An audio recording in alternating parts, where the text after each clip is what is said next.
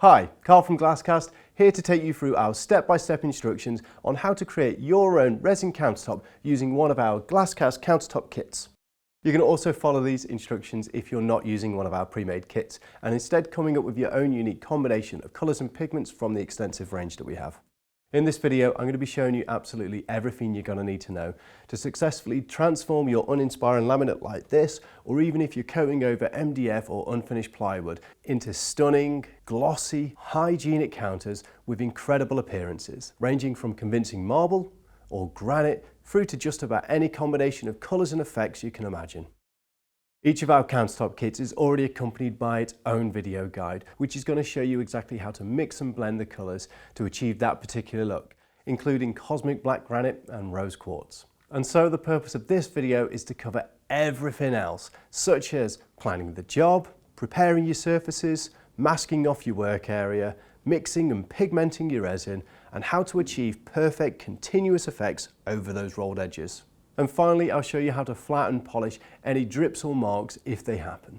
Throughout this demonstration, I'm going to be using the Carrera White Marble Kit. But to see what other kits we do, head on over to glasscastresin.com and check them out. Also, throughout this demonstration, I'm going to be using the Countertop Ancillaries Kit. That is a great value and an easy way to get all of the other materials and accessories that you'll need for the job.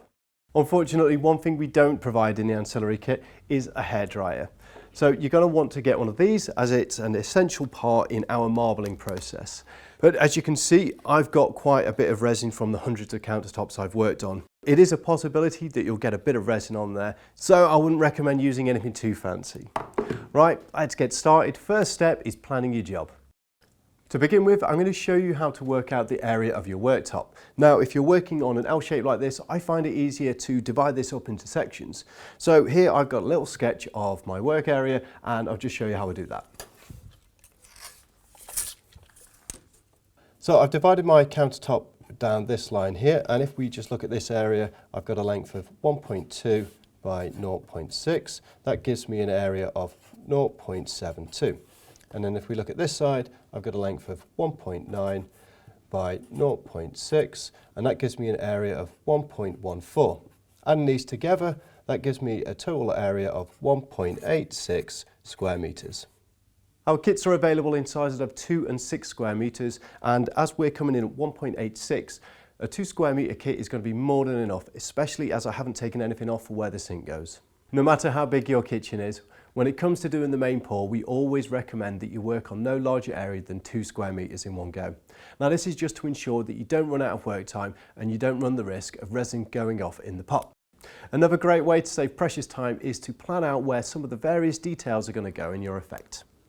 We now know how much resin we're going to use and we have a rough idea of the design layout, so let's crack on with preparing the work area. First thing we're going to do is remove this sink. So as we don't want any resin falling down into our cupboards, we're just going to block the hole up with a bit of cardboard. So the next thing I'm going to do is scratch up the surface to give it a really good key. Now as the laminate is quite hard, we recommend using a 120 grit paper, and if you've got the ancillary kit, that's included in there. If it is laminate worktops like these that you're preparing, then you really need to use some elbow grease here.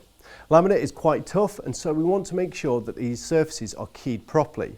If you've got access to a power sander, then by all means use it. It will certainly make light work at this stage.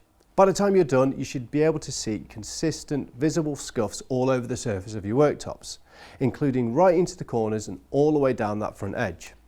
Once you're happy you've done this, give the whole area a really good wipe down to remove any dust. One place we don't want to get any resin is on the cupboards or the walls, so we're just going to cover that up with some masking film. This is another product that's included in the ancillaries kit and is such handy stuff.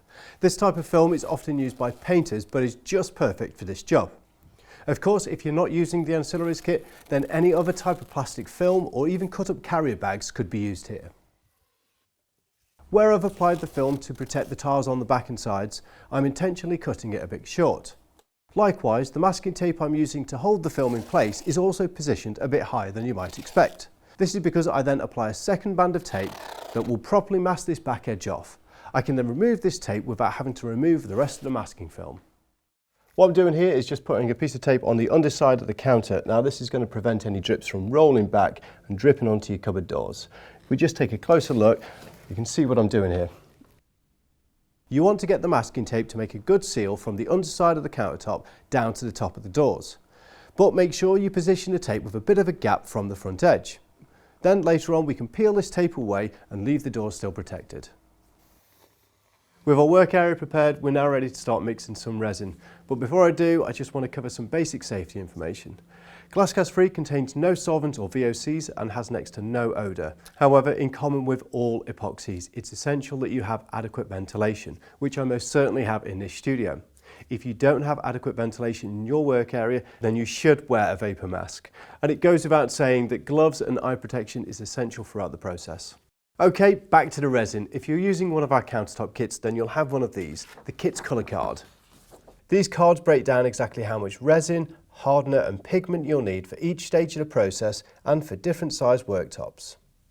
Depending on the kit that you have or the colour scheme that you're trying to achieve, this is the part in the video where things will start to vary slightly. For example, our jaded copper kit uses a patchy dark and light green primer coat, whereas the Carrera white kit that I'm demonstrating with today uses a solid white primer coat.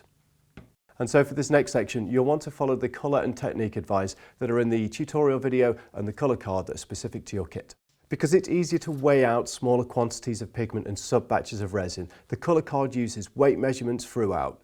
This makes life real easy and you don't have to work anything out. You just read the measurements off the card for the size of the countertop you're working on. So, beginning with the primer coat, I can see here how much resin, hardener and super white pigment I need for a 2 square metre countertop. I'll use a set of digital scales and start weighing these out. Make sure you've started off by zeroing off the weight of the container. We'll begin by weighing in the GlassCast free resin, which you can see is quite thick, especially compared to some of our other GlassCast resins. I then zero off the scales again before weighing in the hardener. Not that there's any real time concern when applying the primer coat, but it's worth pointing out that resin does begin to cure the moment you do add the hardener, so this wouldn't be the moment to make a cup of tea. Now I'll add the pigment. All of our countertop kits use a very heavily pigmented primer coat in order to block out any colours or patterns that you might already have in your existing countertops. And it's also really important to make sure that the pigment is thoroughly mixed into the resin. Keep turning the container, scraping the sides and the bottom and the stick. After mixing for several minutes, it's best practice when working with epoxy to do what we call double potting. So we'll just transfer this already mixed resin into a fresh pot and mix again.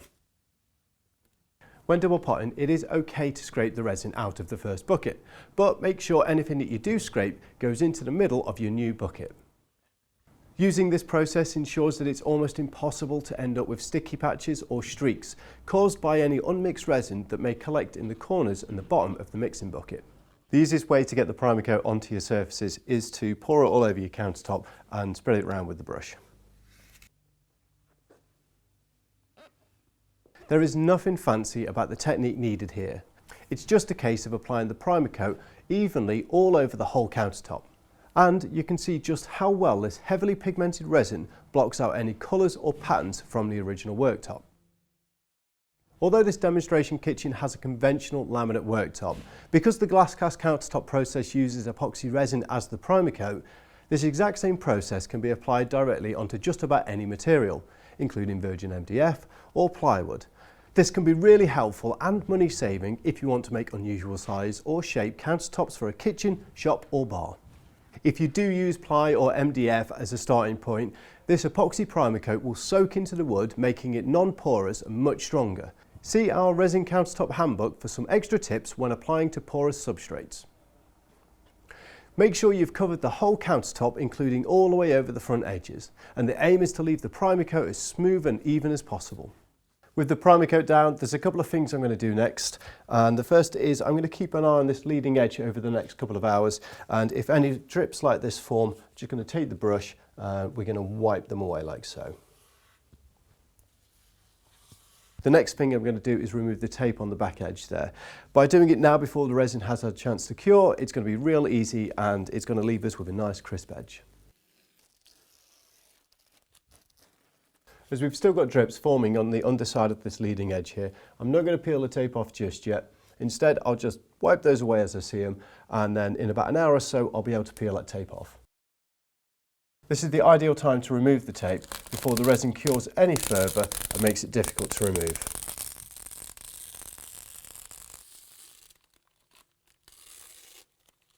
We now need to leave the primer coat to cure before we can move on to the next stage. Depending on the temperature in your workspace, this will probably take around 12 hours, but I'll show you how to check that it's ready when we come back. We've left the primer coat to cure overnight, and as you can see, it's pretty hard. Now this is exactly what we want to see before we move on to the next stage, because we'll be keying this with an abrasive paper and sticking tape to the front edge here. Whenever you're checking resin, always use the gloved finger just in case it's not cured. So what we want to see is for the resin to feel pretty solid, and as you can see there's no tackiness and I can't make a mark in the resin, so I'll know it will sand properly without clogging the paper. Also, there's no danger of the resin coming off this edge when the tape is removed. There's no maximum time to wait at this stage, so if you're in any doubt, just wait a bit longer. I'm really happy that this primer coat is ready to go, so I'm going to crack on with giving the surface a good key to ensure that the main pour bonds to it really well. For this, I'm going to use the same 120 grit paper we used to key the laminate earlier. When we did key the laminate earlier, I mentioned a power sander could be used to make lighter work of the job. But when it comes to keying the primer coat, I'd recommend doing it by hand rather than using a DA or any other type of sander if you have one. This is to avoid the risk of accidentally sanding away too much of the primer coat and having the original laminate show through. This is particularly easy to do on areas like the rolled front edge. So if you find that you've got some drips that have still formed underneath your front edge here, we're just going to need to flat these down, and that will prevent any larger drips forming in later pours. And you might be able to see that we've just got this little bit of a ridge formed here. So we're going to take a wooden block, wrap some of the paper around it, and again we're going to flatten that down, and this is just going to prevent any resin accumulating over the front edge. Use a dry microfiber cloth to remove any dust, or if you've got a brush nozzle for your vacuum cleaner, that'll also do the trick. We'll now replace the tape on the back and the bottom edge. Replacing the tape between the primer coat and the main pour in this way ensures we don't ever need to let any of this really tough resin cure on the tape. Before we get on with the main pour, the last bit of prep is to create a barrier along this front rolled edge of the worktop. The purpose of this tape is to act like a sort of dam which will hold a small amount of resin just here on the radius and between the tape. We'll then carefully time when we peel this tape off, and when we do peel it off, the resin will continue to roll over this front edge and continue that effect perfectly. The technique is to position the tape so that it sticks right up, not following the radius on the front edge, and about 5 mm higher than the worktop itself. We've experimented with many types of tape to use as this barrier and always come back to using conventional masking tape. It's easy to apply and peels off cleanly, but what you do need to do is double it up like I'm doing here. This gives it some extra strength and makes sure that it holds the resin back securely. We're now ready to do the main pour on these worktops, but as I mentioned earlier in the video, I'm not going to be focusing too much on the blending techniques and colours for the particular effect, as each countertop kit has its own video for that. Instead, I'll be covering the correct techniques for mixing and pigmenting your resin, and in particular how to manage your time to ensure that resin doesn't go off in your pots. Epoxy resins start curing as soon as you add the hardener, and with GlassCast free in a room temperature of 20 degrees C, there's a pot life of 30 minutes, so that means we have to get all the resin onto the countertops within that time. So it's important that we get everything ready before we start mixing any resin. So here I have some small mixing cups and the pigments that I'll use to create the shades and accents for the effect. 2 more clean buckets, a mixing stick and the GlassCast free resin and hardener. Following the colour card for all of the steps and measurements, I'll start by weighing out just the resin side of this base mix. Next I'll add the super white pigment, but these pigments will vary of course depending on the kit that you're using. Using a sturdy mixing stick, I'll thoroughly mix these pigments into the resin. The Carrera white colour card tells me that I need to separate some of this base mix to create my various tints and shades for the effects. But before I do this, I'll add the hardener. Now, as this is the point where the clock will start ticking on the resin, I'll set myself a timer on the phone. Although 30 minutes is plenty of time to mix and pour the resin, this will really help you to not lose track.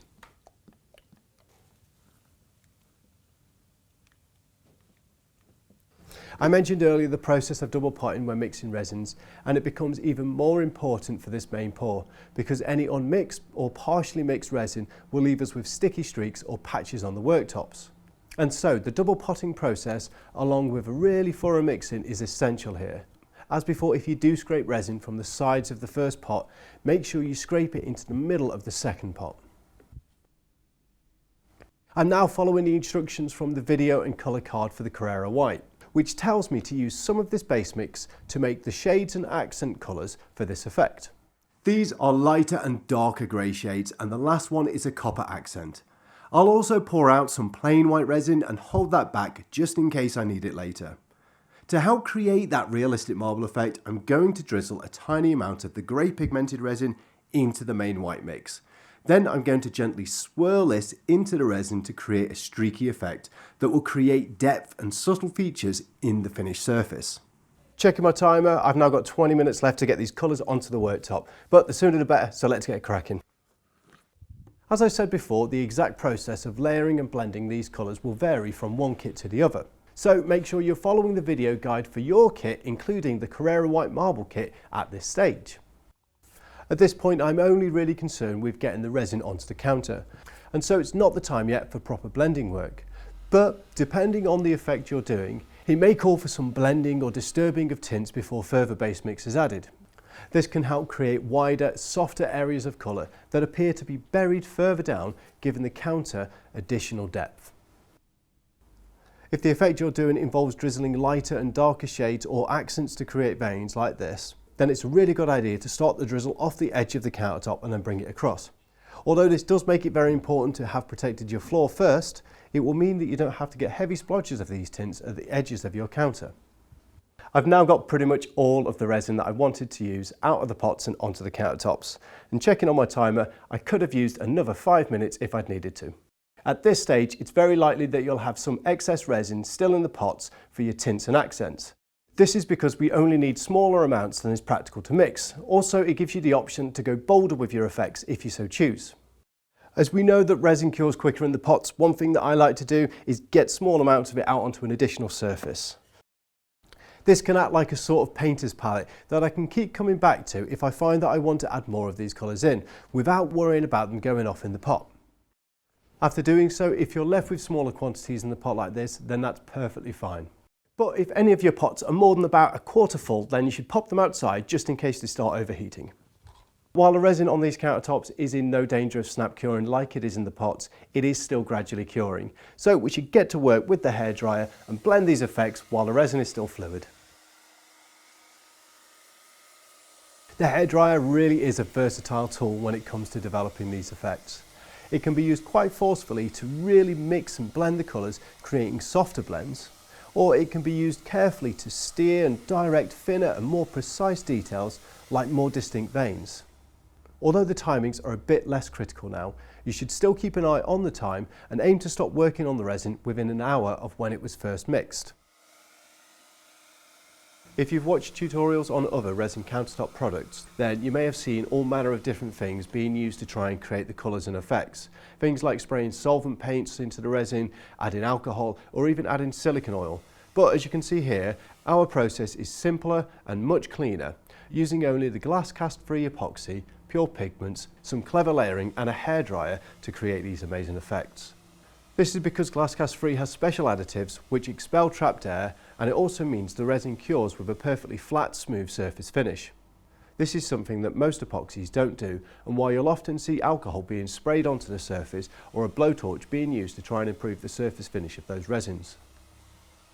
If you've not done so already, after watching this video, take a look at some of our effect tutorials to see exactly how a wide range of different looks can be achieved. I'm really happy with the blending of the colours and the overall effect of the countertop. I've been keeping an eye on the time and it's coming up to about an hour since I first added the hardener to the resin. So at this point it's best to stop working on the effect because the colours may not blend as well and you also run the risk of causing some ripples in the surface. The next step is to remove the barrier tape, but before we do this, we're going to have to let the resin cure off slightly. The timing here is quite critical because we have to wait for the resin to get to the right viscosity so that it slowly rolls over that front edge instead of all pouring off at once. In a room like this at 20 degrees C, that's going to take about 2 hours from when we first added the hardener. So in this case, about 1 hour from now. It's been about an hour now and the resin feels like it's at the right viscosity to roll over that front edge. So we're just going to go ahead and remove the tape. You should see the first bit of resin that was held back by the tape start to sag down over the front edge immediately. But don't worry if it seems very slow or you can hardly see it moving after that. It's perfectly normal for this to take about 10 minutes or so, and providing there's still some movement left in the resin, it will always find its way down, leaving great looking front edges. I don't really need to do this here because I'm sure that the resin would still gently roll over the front edge anyway. But if you do find that it really was too thick to roll over by itself, then gently teasing some of the resin down like this with a brush will almost always help it on its way, and although you might not think it, these brush marks will disappear completely. If you do get some drips forming like this, just take one of your mixing sticks and scrape them off like so. You will find that drips continue to form underneath that front edge there, so over the next half an hour just keep checking it, and when you see them just scrape them off. But as you can see, it really isn't difficult at all to continue this lovely effect over these rolled edges.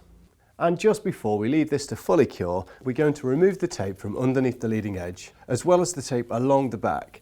It'll be a lot easier to do it now while the resin is still soft. It will also ensure that we maintain crisp edges where the resin meets the tiles.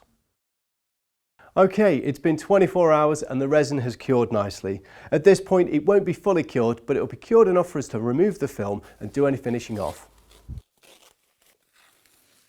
We'll start with a final tidy up of any drips or runs that may have formed underneath the leading edge.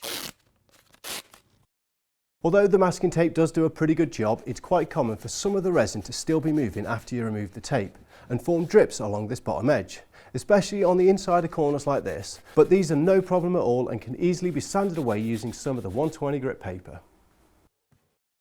And that, folks, is all there is to it. It genuinely has taken about 2 hours of actual hands-on work to transform those old laminate worktops into this premium high gloss surface that just oozes quality. The whole setup, including the countertop and ancillaries kit, cost less than the cheapest laminate I could find online, and I can say for sure that they wouldn't have looked as impressive as this. Not to mention, this facelift required no extra work to remove the old countertops or install new ones, and if you combine that with some fresh looking doors, you'd have a brand new looking kitchen for just a few £100s. I really hope that you've enjoyed this video and that you feel inspired to have a go yourself. GlassCast Countertop kits are made here in the UK and are available for fast delivery throughout the UK and Europe. Myself and the rest of the team are available to answer your questions or solve any problems, or even if you just want to show us how your project turned out. It's always exciting to see people's work. To see the full range of amazing countertop kits we do and place an order, be inspired by hundreds of projects in our customer gallery, or get in touch with the team, just head on over to glasscastresin.com. Comments and likes are very much appreciated, and don't forget to subscribe and click that bell if you want to see more resin tutorials as we make them. Thanks very much for watching, and I'll see you soon.